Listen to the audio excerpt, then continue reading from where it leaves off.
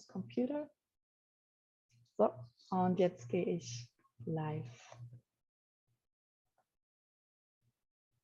So, we are live.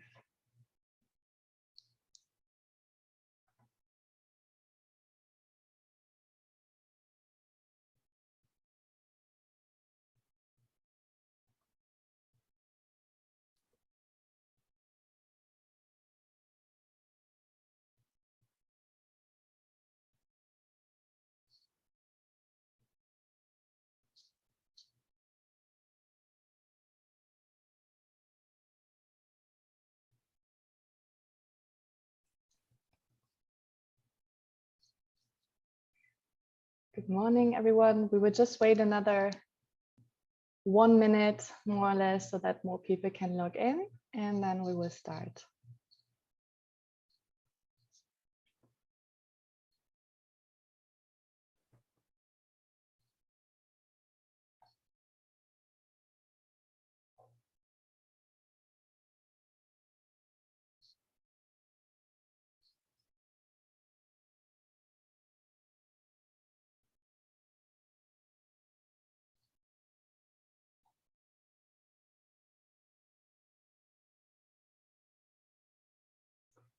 Okay, I think we can slowly start. We will also have a recording, so for anyone that doesn't hear it yet, but whoever will join us later, he or she can also see the recording online on our YouTube channel. Yeah, I will start. Okay. Good morning, everybody. Thank you very much for joining us today. We are very happy to have Renata here with us speaking today about a very interesting topic, as I think, in our German and also American and international community. I would just like to give you a little bit background information about the GABC for the ones who have not known about us yet or who has just recently joined our mailing list. So we are the German American Business Chamber of South Florida, based here in Miami. We do basically everything to connect our members, to connect businesses, German businesses, international businesses. In South Florida, we offer a lot of networking events. Usually, last year we started mainly focusing on online events, online social events, as well as webinars, such as now.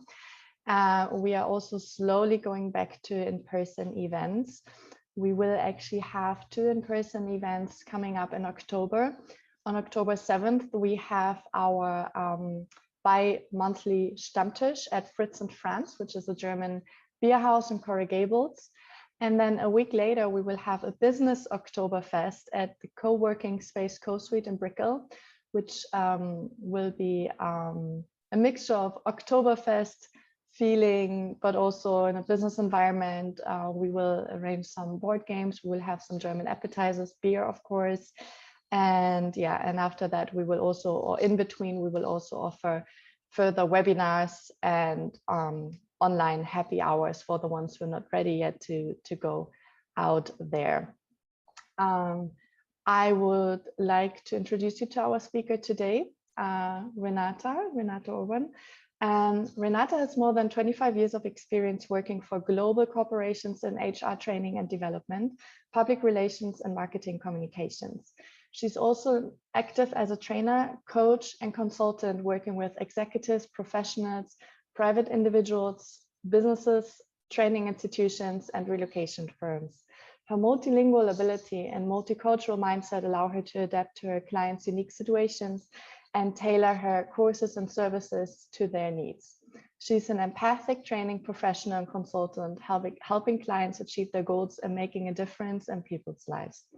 Renata's experience helped clients thrive in a global business environment and build successful international virtual teams. So I would like to give the mic over to Renata. Just quickly, if you have any questions throughout her presentation, please feel free to share the questions right away. If possible, use the Q&A chat. I will also, because I will insert our information as well as Renata's information into the chat. So if you could use the Q&A icon for questions, but feel free to just ask them in the moment and we will try to respond to them in that moment. If we can't interrupt it, then we will have a little bit of extra time towards the end. Great. So thank you so much, Renata, for being here. Thank you for taking the time. And yeah, the mic is all yours. Thank you very much, Leonie. And it's an absolute pleasure and honor to be here. So thank you very much for having me. I'm very glad to share this information. And I put together this workshop that's hopefully interesting both to German nationals, US nationals, people working internationally. And I hope to be able to give you a little bit of insight into doing business in Germany and how to communicate successfully with Germans. All right, but before we go right into this, I'd like to introduce myself a little bit to you. Like you've heard from Leonie a bit about what I do and what my background and my experience is, but I also like to show you a little bit of what my linguistic and my cultural background is.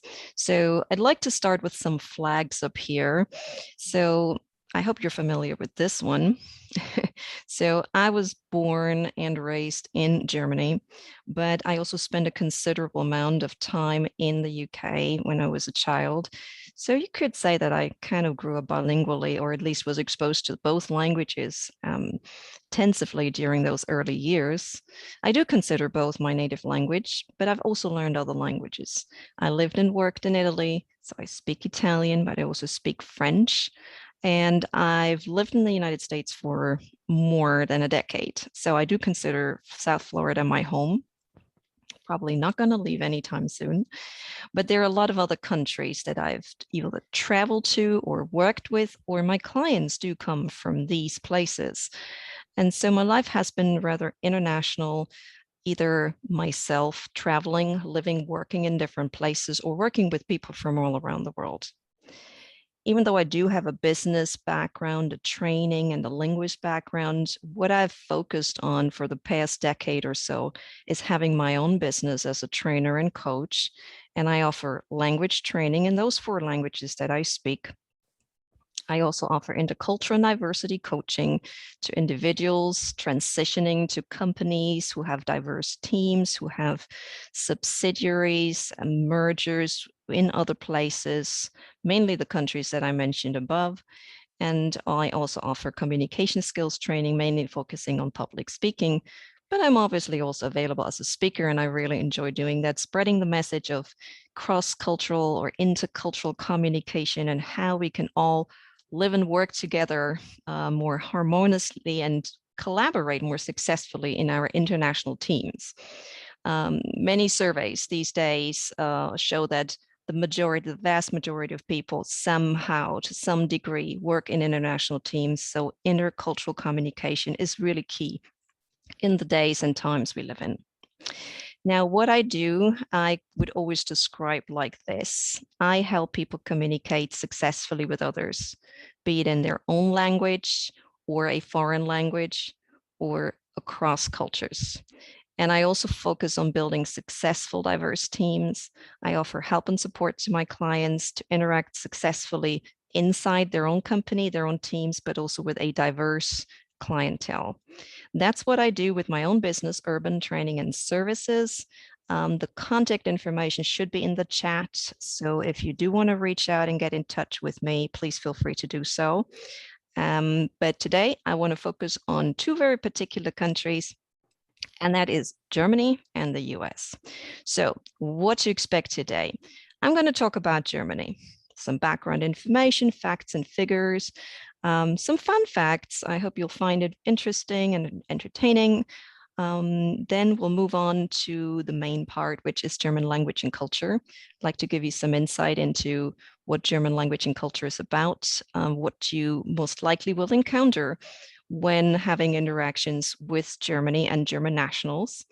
And I quite like to point out, and I'll probably focus on that quite heavily throughout my entire presentation, I'd like to point out that I do distinguish between what I call protocol and intercultural communication skills or intercultural competence.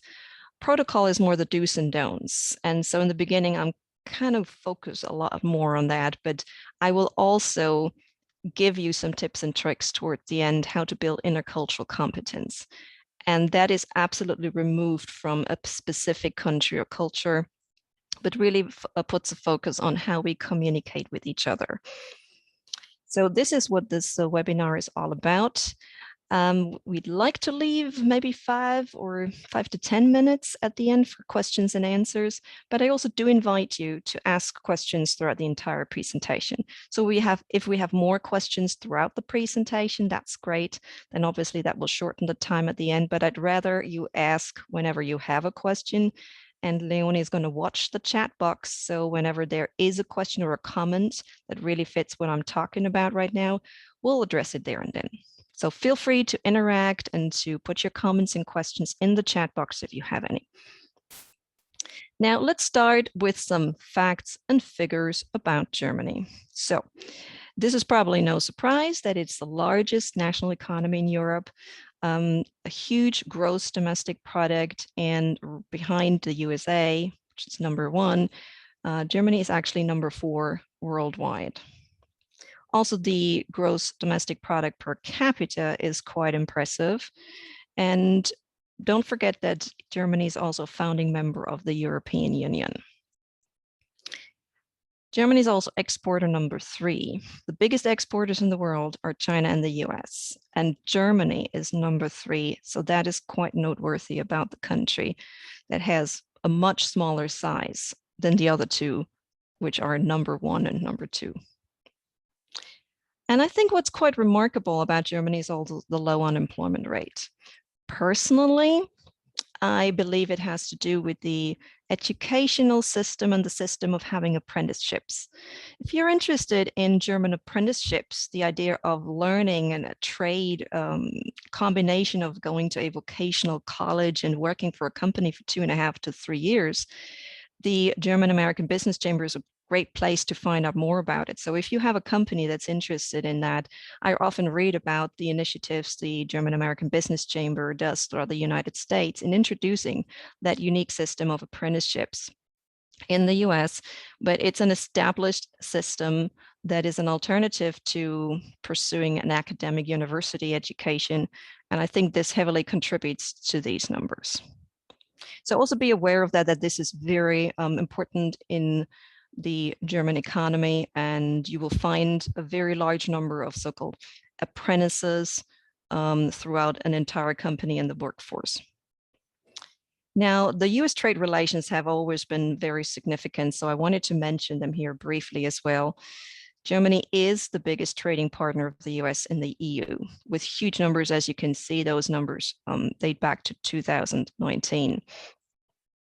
These are the main products that are imported and exported between the US and Germany.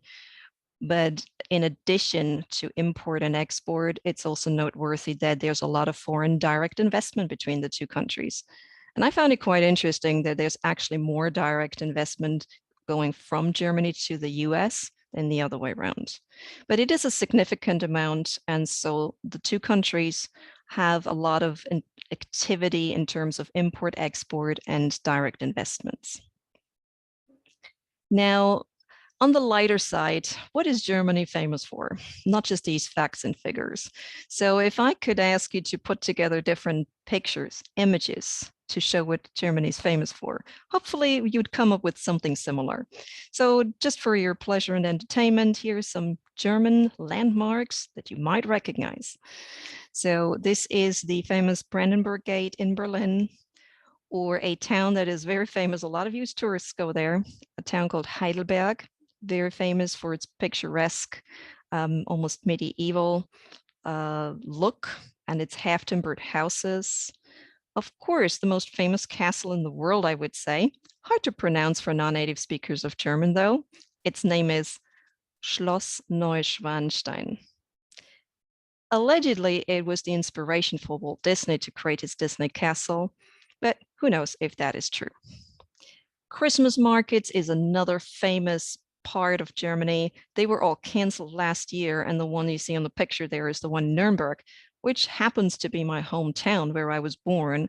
and they already canceled it for this year too. So that's very sad, but I understand why, and it's very important we stay safe and get this pandemic under control. But once we go back to visiting places and going to events, a German Christmas market is definitely something you should put on your bucket list.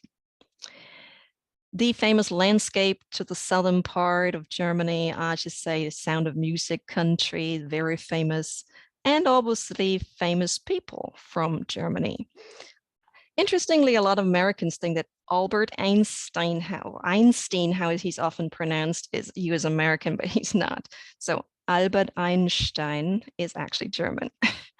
Also, so is Johann Wolfgang von Goethe, Ludwig van Beethoven, and many more. I'm sorry for just picking those three.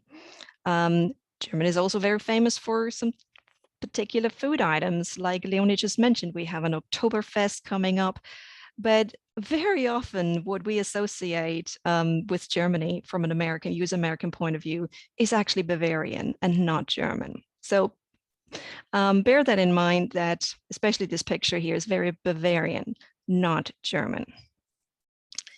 There's very famous food, obviously, that people enjoy that have also made it to the US, like Kinderschokolade. Who doesn't know that?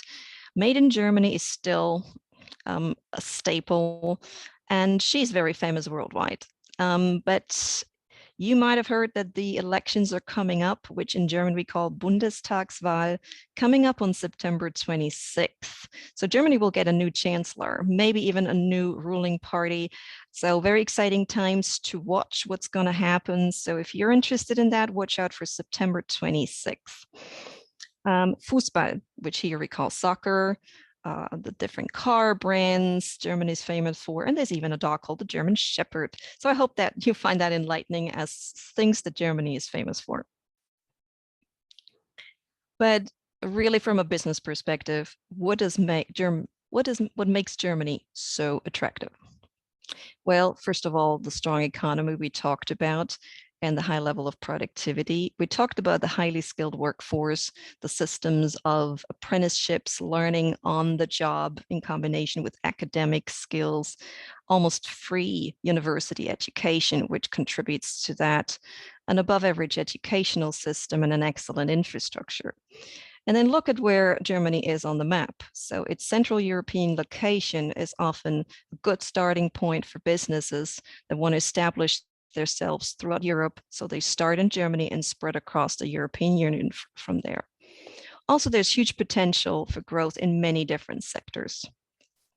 But it's not all gold that shines. So what would you need to have to be aware of when doing business in Germany or setting up a business in Germany, having an international team, and so on? Well, first of all, when it comes to setting up a business, you need to be aware of the considerable degree of government regulations.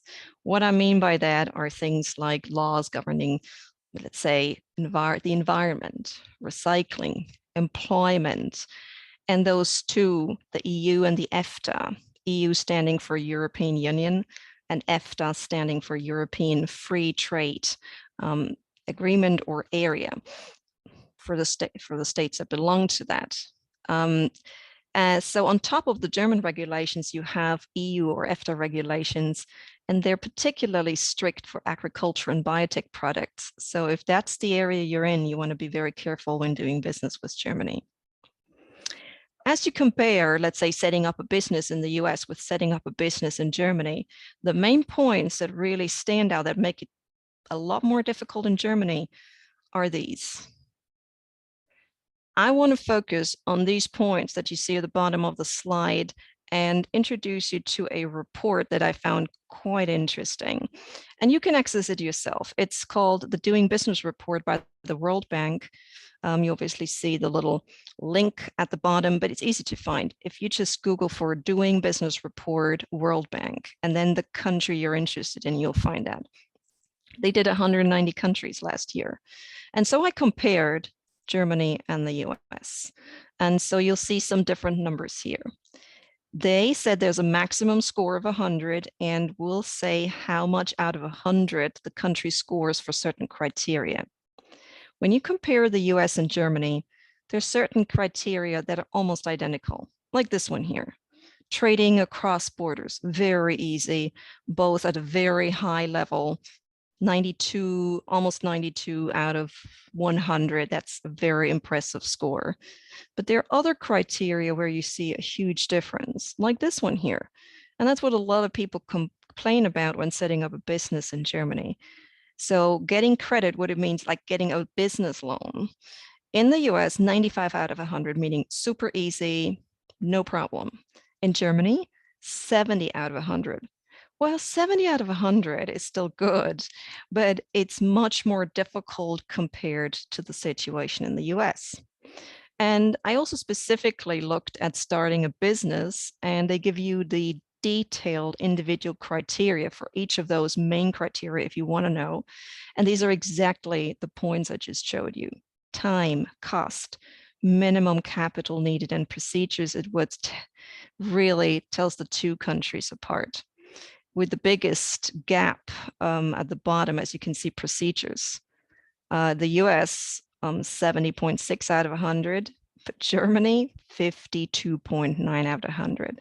So whenever doing business in Germany or setting up a business, be prepared for all those procedures, the bureaucracy, and that it takes time to do certain things. All right, so from this more general overview, I'd like to move on to the German language and culture, unless there are any comments or questions up until now. Just quickly checking with Leonie. Nothing yet. That's very good. Okay, so I don't want to teach you German here. Don't worry. Yes, that's what I do. I do teach German any level, from absolute beginners to advanced levels, individual tuition, group courses. Yes, that's what I do, among other things, but not today. What I'd like you to do is I'd like to show you some German words. Yes, they're all English. That's what we call real friends. So you'll be happily surprised and pleased to know that Germans use a lot of English words in their language. That makes it easy to communicate with them. There are actually about 5,000 Anglicisms, meaning about 5,000 English words used in the German language. All of the ones I listed here have exactly the same meaning they have in English. That's why we call them real friends. But you want to be careful, because they're also so-called false friends. And this is where I'd really like to engage the audience for a few minutes. So if you know what one of these things actually is in German language, well, take to the chat, type it in, pick one or two of the words if you're sure, or if you're absolutely not sure what it is, then also type in the chat and I'll be happy to talk about. So what do Germans understand by a handy? When they buy a smoking, what is that? It has nothing to do with cigarettes, by the way. What exactly is it when they go to a public viewing? It's not what you think. So I'd like to see what people have to say about this. And I'm going to open my chat here real quick on the side to see if anybody is putting in some things into the chat. So any ideas of what those words, those misleading words, those false friends mean? Yes, everybody, you can use the chat for this. So just any idea about a public viewing, for example. Every German uses this. We actually do have a first message. Very well. So we received more. Yeah, I see it. Yes, cell phone tuxedo party. Okay, so handy is a cell phone. Smoking is a tuxedo. And party probably refers to the public viewing, which in a way is absolutely correct. So when you have a soccer World Cup, let's say, you didn't get tickets, you can't go to the stadium and watch it there, but you can go to a local park or huge square downtown, and they set up these enormous screens, and you can just sit there on the grass and watch the match or the concert on this enormous screen, and that's called a public viewing. And so if you're a native speaker of English, yes, that's very different from the original meaning in English. So is the buddy bag. Most people get like, oh, buddy bag, oh my God. What it means is just a little bag around your waist when you go cycling or hiking. That's all that it is. So a lot of these words are misunderstood. Like a home trainer is not a person, it's a spinning bike or a treadmill. An evergreen is not a tree. It's a very old but still popular song, and it goes on and on. So these are just a few examples. So thanks for those who are participating and gave me some examples here in the chat. Thanks very much for that. So this may sound like, yeah, I can totally avoid that, but these language differences and these misunderstandings of words can have a tremendous effect on, let's say, your advertising campaign in Germany. And I want to show you 3 failed advertising campaigns that will hopefully convince you that it's important to pay attention to that. First of all, I'd like you to introduce you to a product made by cosmetics company Clariol. In the US, this product is sold as the Mist Stick, a hair curling iron. A pretty normal product, you would think. Mist because it's hot air that curls your hair. So Mist Stick. What's wrong with that in Germany? Well, if you only knew that the word mist has a different meaning, the word exists in German language, but it has a very different meaning. It means dung or manure or even worse. So would you want to buy a dung stick and put in your hair? Probably not. On top of that, if you read it very fast, mystic. If you're a German speaker, you're probably smiling right now. You go like, oh yeah, that sounds pretty much like a very derogative term for a woman that you wouldn't want to say out loud. So this word didn't go down well. And obviously that marketing campaign failed dramatically in Germany. Another example is when Skittles tried to sell their candy in Germany, trying to hang on to their original slogan, Taste the Rainbow, and their original way of advertising it. Germans did not respond very well to it. They were actually confused. What about the rainbow? And why should I test the rainbow? They misunderstood taste for test. So this also failed because of German language and culture. And the last one I quickly want to show you is a marketing or advertising campaign by Hugo Boss. They had one called Red Means Go.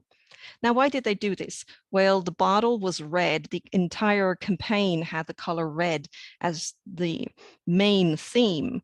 And so whenever you see red, the red of that perfume bottle, you can go, you can leap into action, you can jump into the party or jump into the meeting and be successful. So red means go. It seemed to work well in other places, not so much in Germany.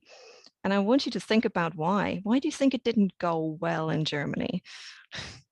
So I can tell you in just a second, but I want you to give you time to reflect, or maybe someone even wants to type it into the chat. What might Germans not like about red means go? Anyone? Well, if you're confused and if you don't really know, There we have. Okay, so someone says, does it mean stop?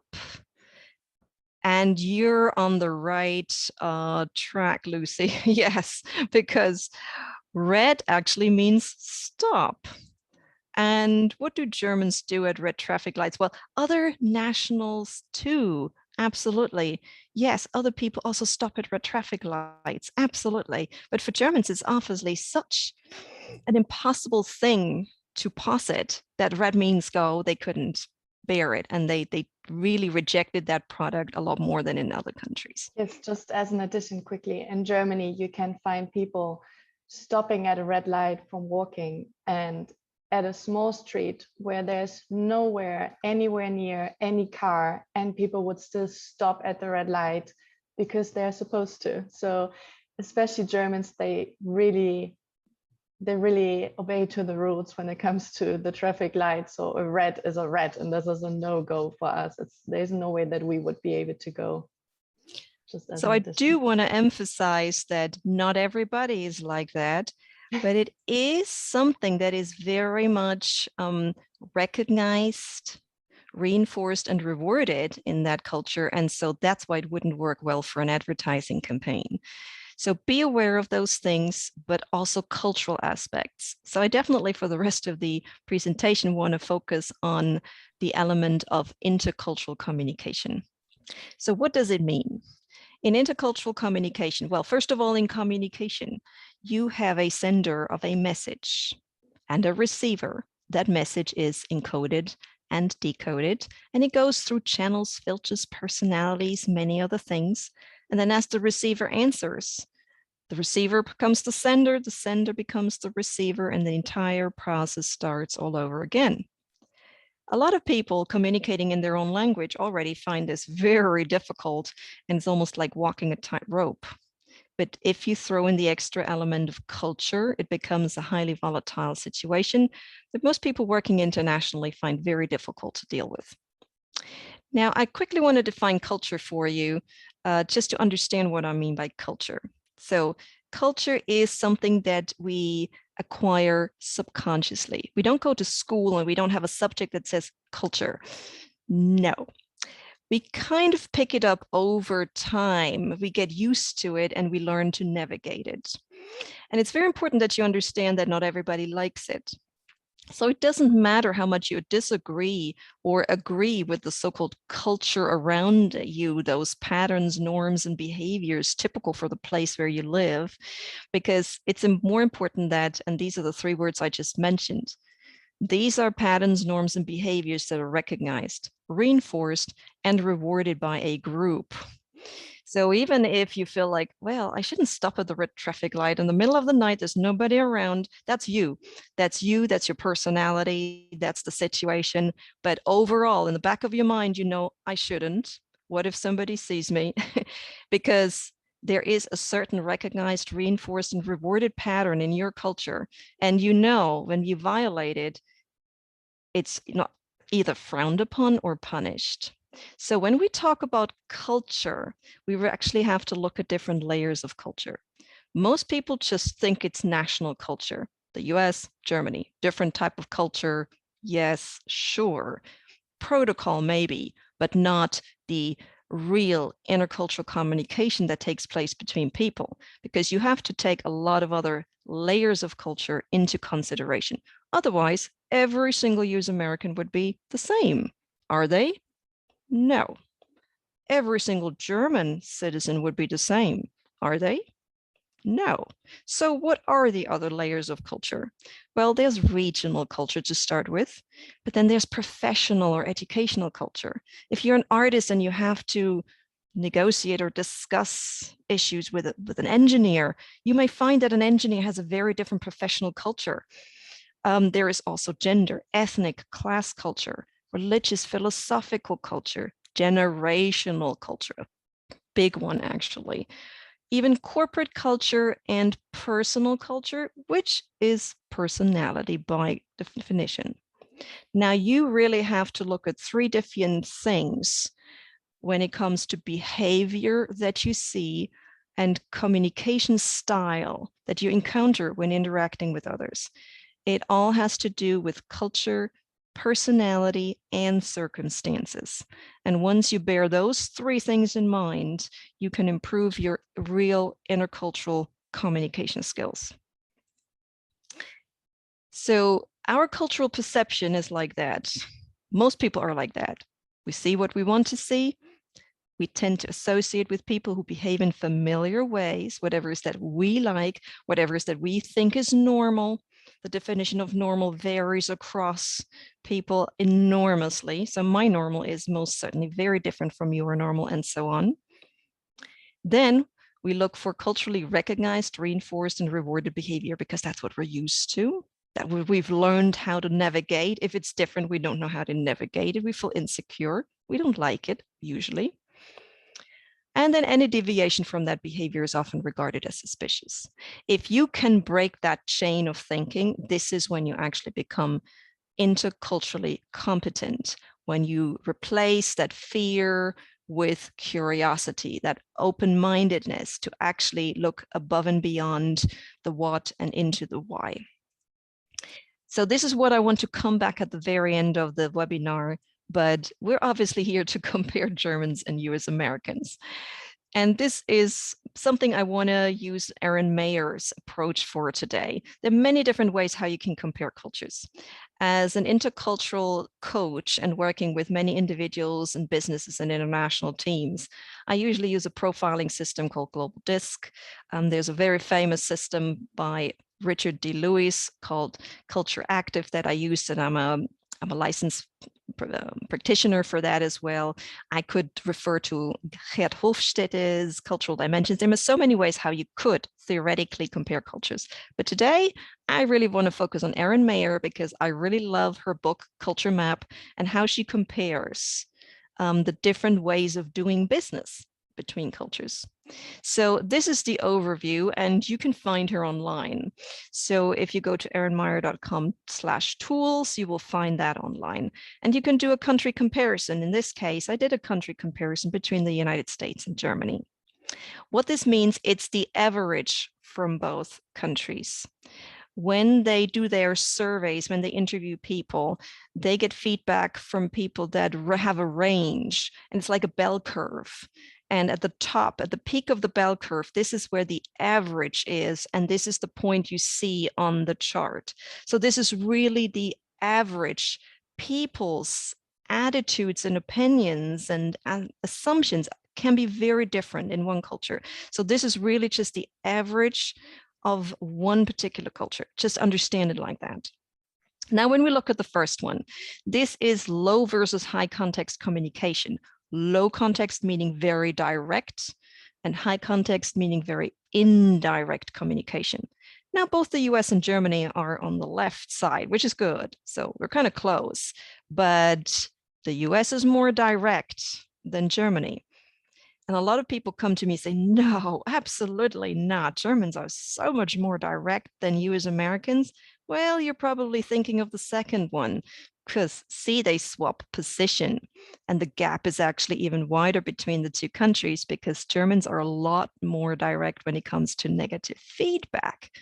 Whereas in the US, you've all heard of the sandwich feedback. You know, say something nice about someone. I really like it overall. And then in the middle part, come to like, however, there's maybe one thing you might want to improve. And then, but overall, I'm so happy with, this type of feedback. Germans usually roll their eyes when they encounter it, because to them is just say it. Why can't you just say it? It's okay. So this is where a lot of teams that I work with have trouble understanding each other and not hating each other for being so rude. This is why Germans often come across as rude. They love direct negative feedback, but they're less direct when it comes to other things because they know how to read between the lines, how to interpret messages. This is why they're slightly more high context. And this is on average. Please don't forget, this is on average when you interview 1,000 people from one country who have never left the country, who are very nationally focused, and you take the average. I can't reinforce that enough because people are different and personality matters so much in this. Don't forget that. Anyways, I also wanted to show you this. So if we compare low and high context, and then on the other axis, the direct and indirect negative feedback, this is where we find the US, and this is where we find Germany. So you see that both are low context, both like direct communication, just the US a little more, but Germany's a lot more on the left when it comes to negative feedback. And it's quite interesting when you compare it to how emotionally expressive a culture is on average. So the US is here and Germany's down here. So Germans are rather confrontational, but emotionally unexpressive, whereas US Americans are emotionally expressive and less confrontational. They do not avoid confrontation entirely, but much less confrontational than in Germany, usually. So this is an interesting factor, and this is probably the one intercultural dimension I spend most time with my clients when we talk about international teams are working with Germans or between Germany and the US, the low and high context communication. I'd also like to spend a little bit of time on the others, but not too much. So the way hierarchical structures, the next two are also quite interesting, because when you look at that, then Germany comes across as more hierarchical. But on the next one, when it comes to decision making, the US is actually more top down, and Germany is more consensual, meaning it has a bigger need for discussing, finding a consensus, including everyone, not just the boss telling us what to do. That is often frowned upon in Germany. So this contradiction, basically, of certain of these dimensions leads to misunderstanding and leaving people confused when communicating across cultures. And this is what I mainly help them with, understanding why people act this way, what the reason is, and how they can understand it better and react better to it, and even see some positives in it, and then be very successful and effective when communicating with this other culture. Trusting they're on the same side, so it's more task and not so relationship based. I don't want to spend a lot of time here. Disagreeing, we already talked about it. Germans are more confrontational. Both value a more linear approach to time. So the meeting starts at 9, it starts at 9. So they can agree on that. But the US is generally more flexible, especially when it comes to project management, where Americans tend to be much more inclined to say, yeah, but then let's change the plan. The situation has changed, let's change the plan. Whereas Germans often feel, well, we had a plan and it was a good plan. Let's stick with the plan. And this is also often a sticky point. And then finally, I want to focus a little bit on that last one, because that's very important. I very often help my clients prepare speeches and presentations. I'm also a communication skills coach. I do public speaking. I help people with these presentations before they go off and give their sales pitch. It's very important to prepare. You could lose a valuable opportunity just because you didn't prepare well. So between those presentations and speeches between the US and Germany, it's very important to notice that in Germany, a principle first approach is preferred, whereas in the US, an application first approach is preferred. Now, what does that mean? In easy words, application first means impress first, explain later, whereas principle first means explain first, impress later. Now that shows in how people present.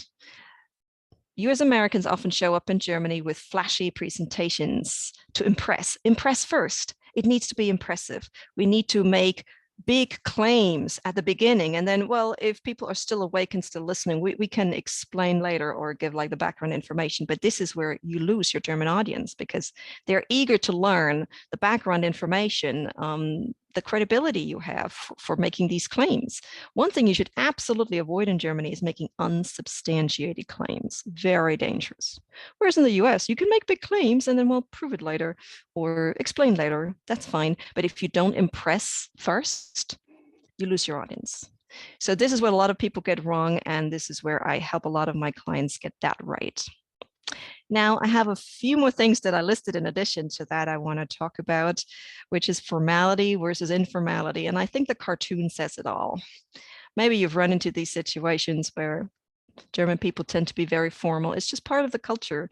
Whereas the US American informality, it often tricks Germans into thinking that the US American wants to be friends with them.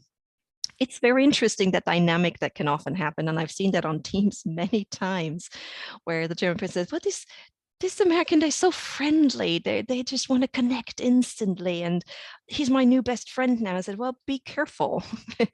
And this is where this comes in. He said, we should have lunch sometime. I'm so looking forward to having lunch with him. I'm like, well, I wouldn't bet on it. You know, he might have just said that to be polite. And so Germans would take, we should have lunch sometime, very seriously. Whereas you as Americans, well, might forget about it. Well, if it happens, good. If it doesn't, good. And the reason why they're there's a coconut and a peach there is I'd like to quickly talk about what we call a coconut culture and a peach culture. So a coconut culture is a culture that is rather hard on the outside, and it takes you quite a while to drill through that shell. But then when you come to the core, it's soft and sweet. Whereas a peach culture is very soft and sweet on the surface. Once you drill down to the core, that's where the hard core is. So you make up your own mind. The US, Germany, which one is a coconut culture? Which one is a peach culture? If you still want to ask me about that at the very end, please do, but I think you already got it. So honesty versus diplomacy is another topic. I sometimes say that way. Germans are often too honest to be polite, and you as Americans are sometimes too diplomatic, to be honest. And this is the impression that both nationals often get from each other. The KISS, the keep it short and simple strategy, works really well in the US, whereas the detailed background information works really well in Germany. I already talked about not making any unsubstantiated claims in Germany, stay away from it. You also have this time is money attitude that kind of meets the haste makes waste attitude in Germany. And this really shows, especially in project management, in making plans and the implementation of projects, where all these differences show. And all of a sudden, even though we like each other and we want to work together, somehow it doesn't work. But why? We can't figure out why it doesn't work. We have the best intentions. Well, unfortunately, the best intentions don't help, because what my normal looks like and what your normal looks like is different. So we have to analyze what makes our approach different here. So there are just two more things, and we don't have enough time to really go into this a lot. The micromanagement, which is often a thing in the US, but in the autonomy in Germany. So German employees often have a lot more autonomy and react very aggressively to not being given that autonomy. And then you also want to be very careful about small talk and humor. I sometimes have training sessions just about that. I'm going to a networking event. What type of humor and small talk should I use? And we work on that together in preparation of such events. Now, this is something I mentioned at the beginning. So everything I've been telling you over the past maybe 15 to 20 minutes is protocol. These are some do's and don'ts. Behavior that is, remember those 3 R words, very important. Recognized, reinforced, and rewarded by a group. And so we mainly talk about values, customs, beliefs, assumptions. You can prepare for that. But if you truly want to build intercultural competence, and that has nothing to do with the US or Germany, any culture, and remember the layers of culture, also generational culture, philosophical, professional culture, any type of intercultural competence, you first want to build self-awareness. You want to then build awareness of the others. And that could mean other cultures, other personalities, other preferences. Then you got to learn to look at the why beyond the what. Why is this person saying that, doing it like that? There has to be a reason. It's certainly not to annoy me. You have to come to that conclusion. There's a better reason than this person just wants to be rude or annoy me. That's usually not the reason. Once you have that awareness, you can learn how to stretch your comfort zone. You can even learn how to anticipate certain types of behavior and hopefully even appreciate them for their difference. Now, these are my final recommendations on how to build intercultural competence. These are the main skills that people have that are considered very good at intercultural communication. So if you want to build intercultural competence for any intercultural communication, any country, self-reflection is very important. In many of my workshops, I ask people, now tell me something about your culture. And the answer is very interesting. They say, well, everything normal in my culture. There's nothing special about, I don't know what my culture is. So people are not even aware. So self-reflection, self-awareness is where it starts. And then having the right attitude, patience, empathy, and tolerance to actually be willing to listen, watch, and learn. That's extremely important. Rather than being afraid of difference, you should have an appreciation of difference. And a sense of adventure could help too. Then there are some skills and knowledge that you can actually look up. You can study those protocols, the do's and don'ts, find out what is common, what is recognized, reinforced and rewarded, what should I do and not do, what are some common customs, values, norms, beliefs, and so on, and do your gap analysis. Where do I personally actually feel this is not normal, this is different, this is strange, this is curious, and then use your curiosity to explore it further. And then if you have adaptability on top of that, this is when you can be really successful. People who have a very high level of ability to work with ambiguity and uncertainty, have a willingness to adapt and change, have a high level flexibility and emotional intelligence, they do pretty well in the international field. And finally, to look at the why beyond the what. And this is something I do with one of the tools that I use. So out of the many tools I use, I just want to show you the one that I really like best for these international teams and working on a global stage, which is called Global Disc. So the center of Global Disc really is the why. Don't just look at it and say, this is what it is, or this is how they communicate. Look at the why. Why do they behave like this? Why do they say it like this? It analyzes preferences people have as it comes to personality, to national culture, to professional culture, any type of preference people have. And this is why I like Global Disc so much. Maybe you've heard of DISC, but DISC focuses on personality only.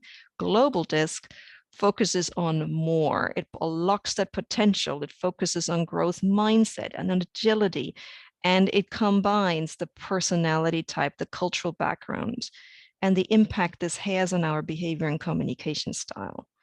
It creates this very important awareness that then allows us to compare ourselves with others and really understand what it takes to communicate with them successfully. So it really helps teams to translate diversity into synergy. And if you're curious about it, please contact me. I'll be happy to tell you more about it. Or if you feel this could help your team, or you want to do it with a small group of people, if you have any other projects that need language and cultural communication skills training, please reach out to me. Or if you just have a question, I might be just able to help you with a quick recommendation or something that you really need to know in preparation of an important event. So we still have a couple of minutes, 5 till 7 minutes left. So I did great on the timing, I guess. So here are my contact details. If you want to reach out to me, this is my email address. This is my website. You can always contact me for a free consultation. I'd be happy to, for German American Business Chamber members and non-members alike. And so I'd like to stop sharing my screen now and go into the questions and answers. So I hope you still have some. Thank you very much. Thank you so much, Renata, for this very, very interesting presentation.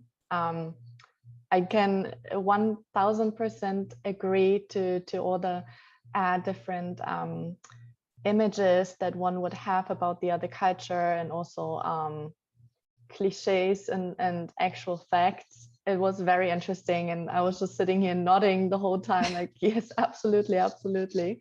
Thank you so much for that. Again, for everybody, I have a recording. I will upload it to our YouTube channel, and I will post the recording on our social media channels after. If you wish me to send you an email with the recording, I can also do that. And just reach out to me, and I can send you the recording then via email. So yeah, if you have any questions, now is the time. As long as we're still here together, make use of that. But I think maybe we could let people guess. I mentioned the coconut culture and the peach culture, and I kind of left it open. So which of the two countries do you think is more of a coconut culture, and which is more of a peach culture? Let's see. Any guesses? The audience is a little bit, oh, there we have one guess. So Germany is a coconut. Yes, thank you, Daniel. That's a very correct observation. So that would make the US the peach. Why is that? And this is something a lot of people tell me or actually complain about when they have interactions between the two countries. US Americans often say, those Germans, they were so rigid, so serious. You can't really get to them. They were not warm, this cold behavior. And then, something really strange happened. We went for a beer after work. And they were completely different. They were so jolly and they telling jokes and all these personal information. And the next morning, they were back to being cold and serious. I don't get it. So this is something that a perception I often get from US Americans. And then I, at the same time, from German nationals, when they talk about their US colleagues, they say, well, I really liked them during the first meeting. They're so friendly and open-minded, and it was absolutely pleasant, and we had the best time ever. I think I really, really enjoy working with them. And then 2 weeks later say, you know what, I changed my mind. Now that I really needed them to help me or do something for me, or I keep reminding them of something I wanted, they say like, I'm sorry, the plan has changed, or and they really feel like a lack of putting the money where their mouth is. And this is often what Germans complain about. And so you have these complaints. I have actually an entire list. If you ever want to see it, just contact me, talk to me about it, set up a session with me. But it's really, I have an entire list of what certain perceptions of Germans are of US Americans and vice versa. And it's so interesting. You go like, oh my gosh, really, this is what you think. But when you use the method of saying, okay, I'm going to look beyond the what, I'm going to actually look into the why. Why are they doing this? Why are they saying this? Once I start understanding, all of a sudden you go like, well, now I get a better idea and I can appreciate the difference and act accordingly. So that's the whole point of becoming interculturally competent when communicating internationally. Thank you very much. Thank you. This was a very good, how do you say, Schlusswort? Now I forgot the German, the English word. Closing statement. Very good closing statement.